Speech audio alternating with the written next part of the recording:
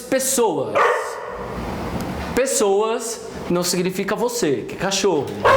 Desculpa, é que eu tenho um cachorro beatnik, punk, anarquista que tá aqui. Paçoca, eu tô gravando, cara. Para de ser chato. Paçoca, olha ali, ó. Oi, gente, meu nome é Paçoca. Ó, eu gosto de causar. Tchau, se tremer a câmera fui eu. Tchau, vai embora. Participação especial Paçoca, um legítimo vira-lata.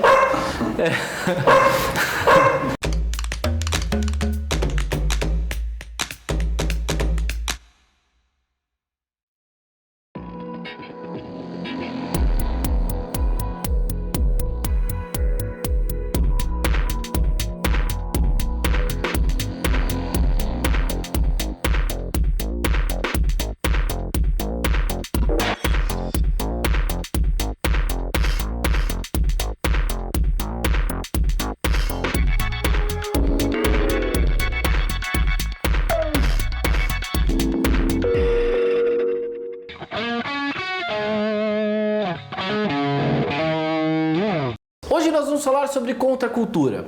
O História Sem Firulas hoje vai se debruçar de maneira breve sobre a contracultura. Mas antes da gente falar da contracultura, a gente precisa falar sobre qual cultura que a contracultura se opunha. A gente precisa fazer um resgate sobre um período histórico que durou do fim da Segunda Guerra Mundial, 1945, até a queda do Muro de Berlim, em 1989, chamado de Guerra Fria. Este longo período tinha como um dos hábitos tentar impor um modelo comportamental para a sua sociedade. Isso acontece tanto na União Soviética quanto nos Estados Unidos. Esses dois lugares tentavam impor um modelo de sociedade que deveria ser seguido pelas famílias que viviam nesses dois lugares e nos seus países satélites, nos seguidores, nos aliados da União Soviética e dos Estados Unidos. Quando a gente fala da contracultura nos Estados Unidos, por exemplo, ela buscava se contrapor a quê, exatamente? Ao modelo de vida estadunidense sacralizado a partir do chamado American Way of Life. O American Way of Life, ele é o estilo de vida americano que buscava relacionar consumo à felicidade.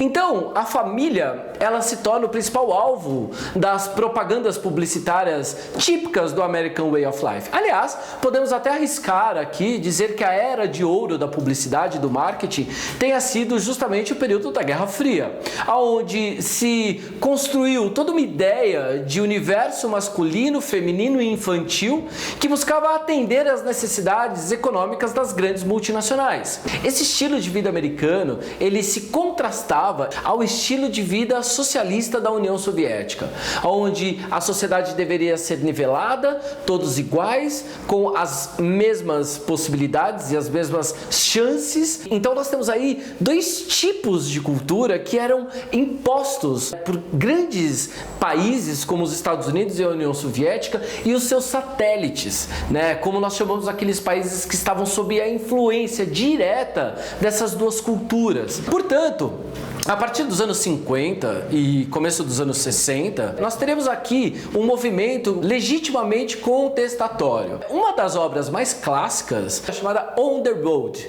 ou Pé na Estrada. É um livro bastante interessante porque ele fala sobre as experiências vividas por um jovem que pôs o pé na estrada e foi viver tipos inesperados de experiências, né? Vivenciar comportamentos que estavam distantes da sua realidade social.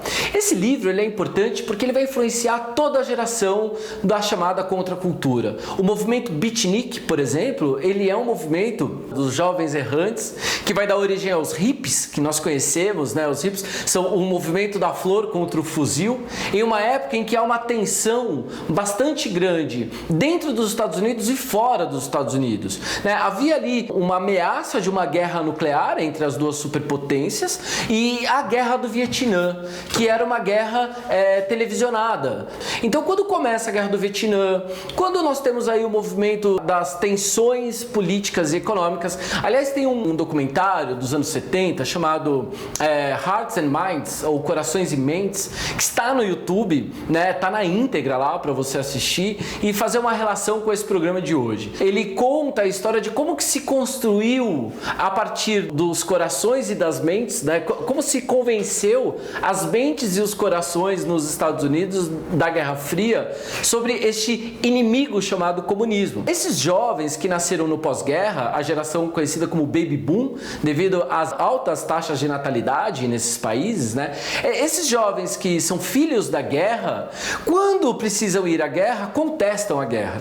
E não só os jovens que iam lutar no Vietnã. Nós temos aí também o movimento negro, que explode nos anos 60, o movimento feminista, o movimento punk. Todos eles passam a utilizar do próprio corpo como uma maneira de contestação da ordem vigente, né? Os cabelos compridos, por exemplo, é uma característica que buscava se contrapor aos cabelos normativos, né? Vamos dizer assim, especialmente dos homens, né? Os homens cabeludos, sejam eles brancos ou negros, que é o caso dos Black Powers, as mulheres que queimam um sutiã em um ato simbólico, né? Contra a opressão do homem sobre a mulher, né? Então nós temos aí vários elementos que, ao som de muito rock and roll, aliás, essa é a ideia do rock, pedras que rolam não criam musgos, né? Ou, se você preferir, a gente pode traduzir pelo eu prefiro ser essa metamorfose ambulante do que ter aquela velha opinião formada sobre tudo, que pregava o amor coletivo, que pregava a não posse de um sexo sobre o outro,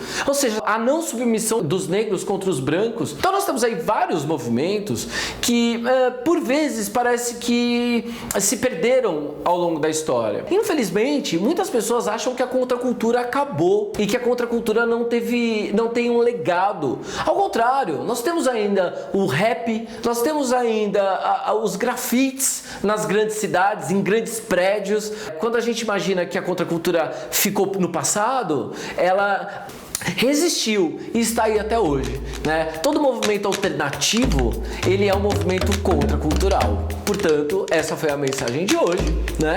Pensar e tentar identificar as contraculturas de hoje relacionando com a contracultura de ontem. Valeu? Até a próxima com mais uma história sem firulas. Mas é amor, bicho.